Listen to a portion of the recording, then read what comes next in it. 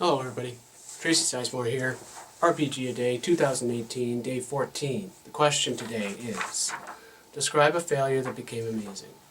This is going to be a little longer, so watch out. People who have been watching know that some of them are long, so if you're still here and you've been watching those, then you probably are okay with it. But if you're not here, because previous videos have been too long, then I don't really care about you, do I? So, what I want to talk about in relation to this question, and I think that most people will probably not do what I'm doing here, is the relationship between narrative failure, which is failure based on decisions, or based on what you do that may be through lack of experience, or decisions you make, or ill-advised emotional things that you do that have consequences. That's narrative failure and critical failure. And critical failure is a mechanic in a lot of RPGs where if you roll a 1 on the D20 in D&D, or if you roll Snake Eyes in Savage Worlds, and a lot of other systems do this, you're going to have some kind of botch, some kind of failure, right? I think there's a difference between the two. And I want to start by sort of relating this to real world stuff. So I've had a couple of narrative failures in real life, and I've had a couple of critical failures in real life. And one example of a narrative failure is back maybe, man, it's been a while, maybe 17 years ago. I can't believe I'm saying how long that's been ago, but maybe. That sounds about right. I wrote a short story, and I submitted it to a website. And I don't want to go into the content because it's not for all audiences, but I didn't spend much time on it. I just wrote it. I didn't proofread it. I didn't do anything. I just submitted it. And it got rejected. Big surprise. It's like, no, you got to have proofreading, you've got to have proper grammar, you've got to have, I mean, there's all kinds of punctuation problems, blah, blah, blah, blah, blah. And looking back, of course it was rejected. I mean, at that time, I didn't think that they were that stringent on their standards, and I was just, whatever, write something to share with people. But when I got it back and got that rejection, I was being me. I reacted in a way that was like, you know what? All right, website, you're going to do that. I'll show you. And so I ended up completely scrapping what I wrote and took it seriously at that point. I said, okay, I'm going to write a story. It's not going to get rejected. Not only that, it's going to be in the upper, I'm hoping it's going to be a really good story. And it's going to be something that is well read, right? I was like, all right, screw you, website. So I spent 4 months writing a short story. Like, put all my effort and energy and experience and focus into that story.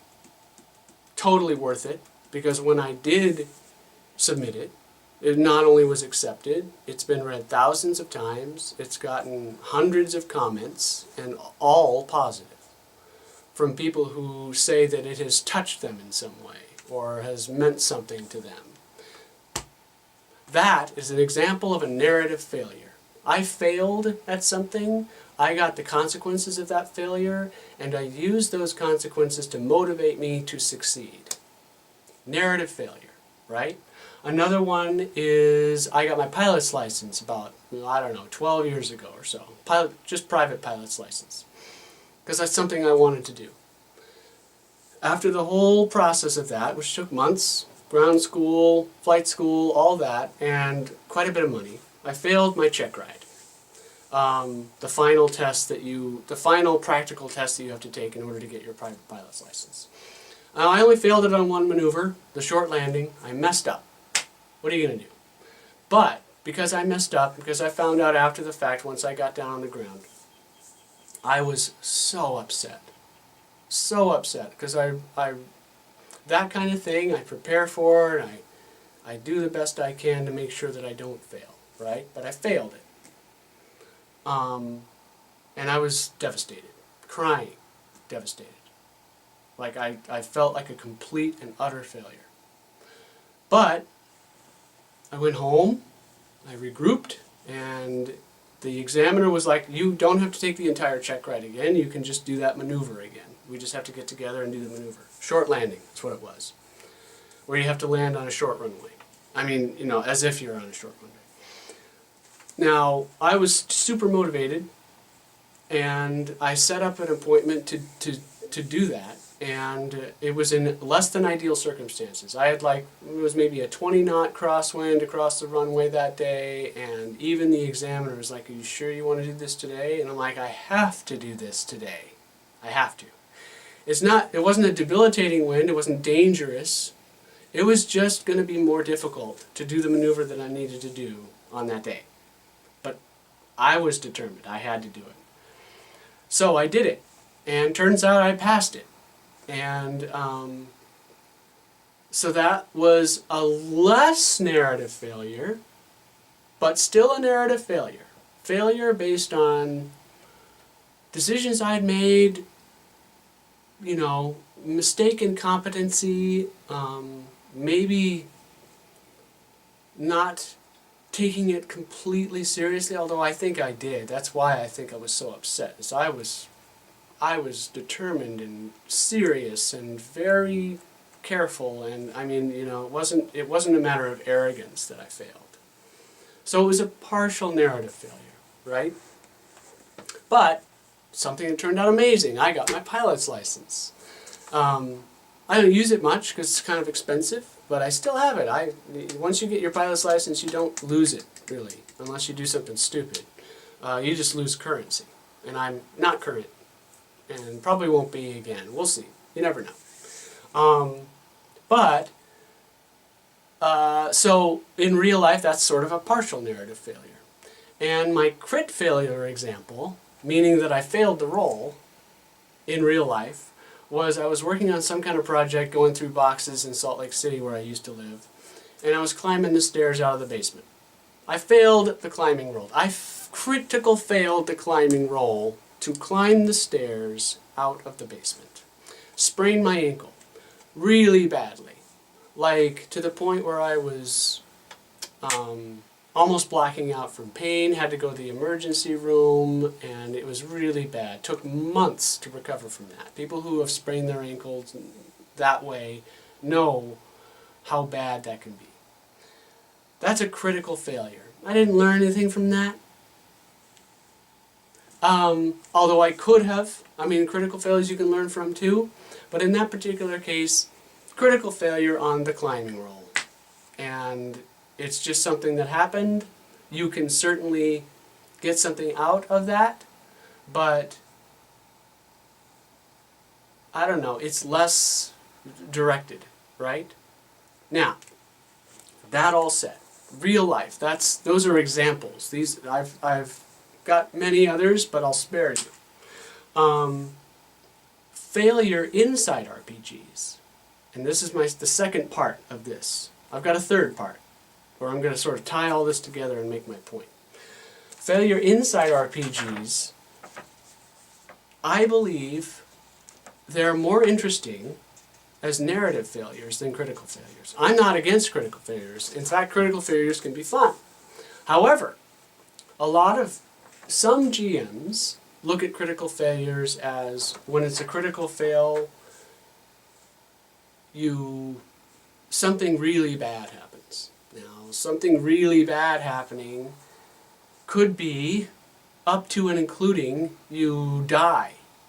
Some GMs do this. Or it could be as simple as, your gun jams, whatever. But I want to go over narrative and critical failures inside RPGs. And an example of narrative failure, this is one of my favorites. In a game that I run called The Case of the Doping Dolphin, which is a teen detective mystery game. It's a complex mystery, and I'm sort of giving it away a little bit here, but again, I've got, 15 people who are going to watch this video, so I'm not too worried about it. But, and I've run Doping Dolphin. This is, I've been running it for a couple of years. And I'll run it again, because it's great. It's one of my favorite adventures that I've written. But anyway, so Doping Dolphin is a complex mystery. Somebody has been accused, a swimmer in a high school, world-class swimmer, has been accused of cheating at a regional swim meet that was instrumental in determining who would go to the Olympic trials. 2 girls from this particular high school were in this meet. 2 girls that have been rivals, right? One is sort of a very hard to take acerbic person, and one is a very kind person and community volunteer and stuff like that. She, the kind person, has been accused of doping by the USADA, the U.S. Anti-Doping Association. So she's got a letter that says, hey, you've been caught doping, your blood was positive for a banned substance, you're out. The person who was her rival ended up being right behind her in that particular race, so she's now going to the Olympic trials. Well, what ended up happening is that an admirer of this person, the acerbic, hard-to-take person, tainted the blood sample of this person, the kind of community volunteer person. But what really happened, and that's true, that an admirer, a secret admirer, this mousy, sickly kid who admires Karen, tainted the blood of Sarah. But there's more to it than that. Sarah actually cheated, too. And this is all very well thought out in how this works, but Sarah cheated too.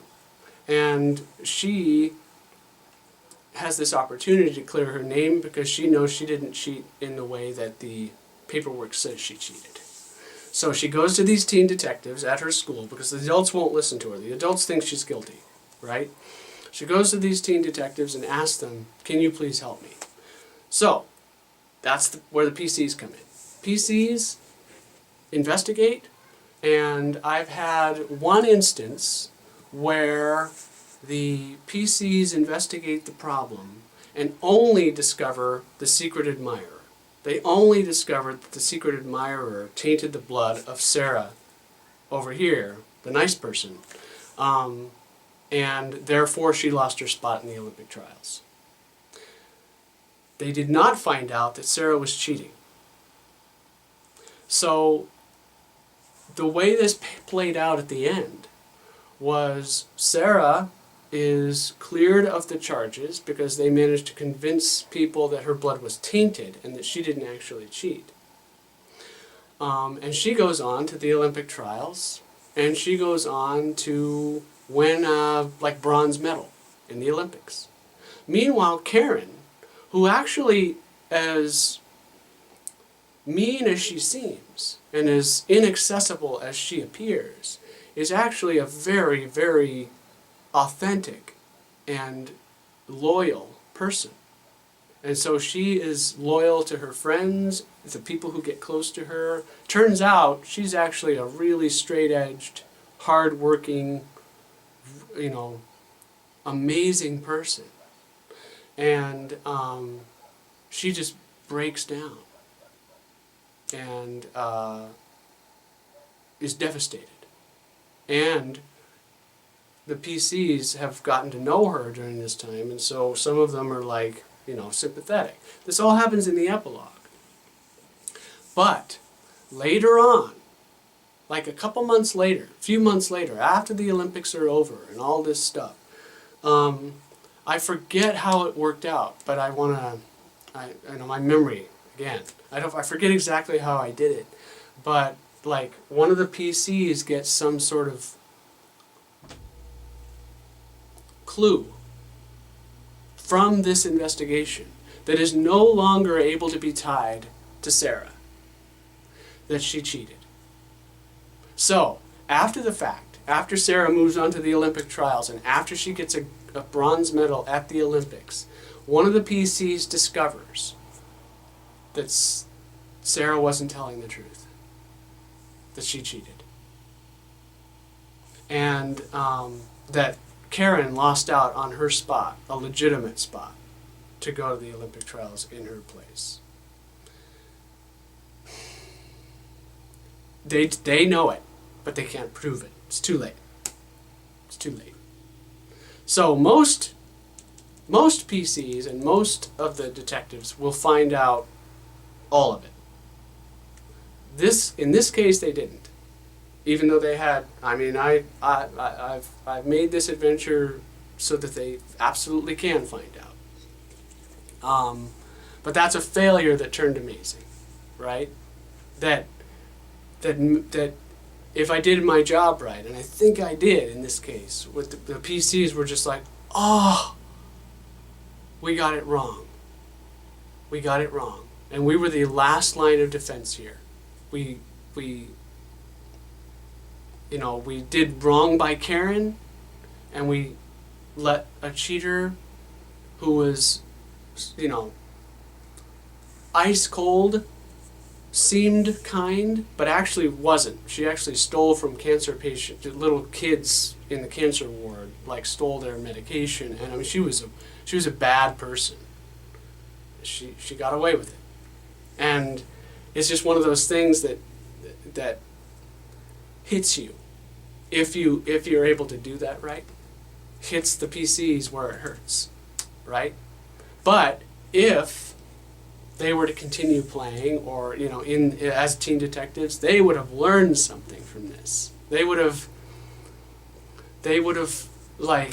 okay, next time we're gonna do something. We're gonna do things differently. We're gonna take things more seriously, right?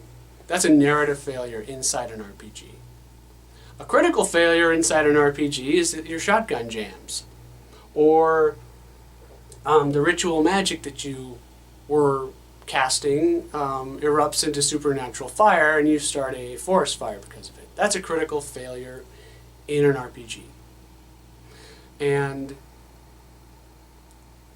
those are things that happen because of the luck of the dice. And that's perfectly fine. Perfectly fine. I prefer narrative failures. And so when I don't think a critical failure should be used as a screw the players moment. I think that's my point. So we're getting into now the part 3, where I tie this all together with a point, right? Critical failures are fine. They should feel like they're debilitating, but they shouldn't actually be debilitating. If the shotgun jams, usually a PC will have some kind of, pistol backup. So it feels like a debilitating failure, but it's not really a debilitating failure. Or they fall down prone or something. It gives them some kind of vulnerability for a short time, but it shouldn't result in a saving throw for your life, It shouldn't result in a major narrative failure, I think. I think. Now, some rules say it should. I respect that. But I as a GM will try to avoid using critical failures in a way that disrupts what the players are trying to do in a larger sense. A temporary sense, absolutely, but not in a larger sense. A critical failure should not directly cause failure of a critical mission, I think.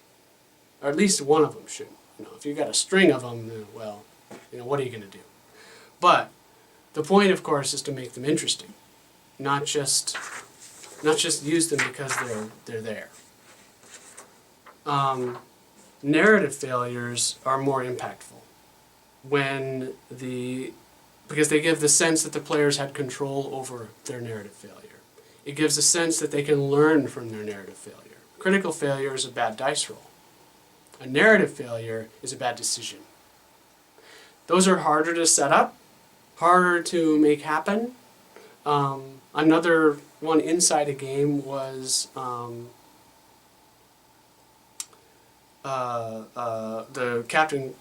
Teen Crush campaign I ran, where they failed at preventing the abduction of Captain Crush. They could have prevented it, but moreover, after that, they failed at how to deal with the initial abduction of Captain Crush and played right into the villain's hands by admitting that he had been taken, by causing the exact panic in the populace of the city that the villains were looking for. The teenagers, the PCs, they made it worse. They made panic in the city worse because Captain Crush had been abducted. Fail. Narrative fail. And yet, once they realized that they made that mistake, they are extra motivated to go and get those villains, and extra motivated to rescue their mentor from them. And so that is another failure that turned amazing. Anyway, I'm rambling on, and I know this is long, but it's a roundabout way of me saying that failures that become amazing are more likely to happen when the PCs and the players are involved in the decision that created the failure. Critical fails can become amazing, rolling double ones or rolling a 1 on the d20. They can become amazing, just like the critical failure in real life that, you make one bad decision, you've got a crashed car, and you've broken your legs, and you have to reevaluate how you're going to live your life from now on. Those critical failures can be amazing too, and teach you things too. But I think as a dice mechanic and as a game mechanic, critical failures should not be super high stakes. It's kind of the way that I go. It should be interesting if you can make them interesting, but they shouldn't be debilitating. And I think that the way a lot of games read and the way a lot of GMs interpret those kinds of rules gets a little too, unfun about how you deal with critical failures. Anyway, I don't know if this is any way interesting to anybody, but that's my take on this question, and I will stop there. Yay! Okay, and I will talk to you tomorrow, which for me is, in the past, but I will have gotten back from KCON by the next video, so I will be able to tell you how cool that was. Okay, I'll talk to you later.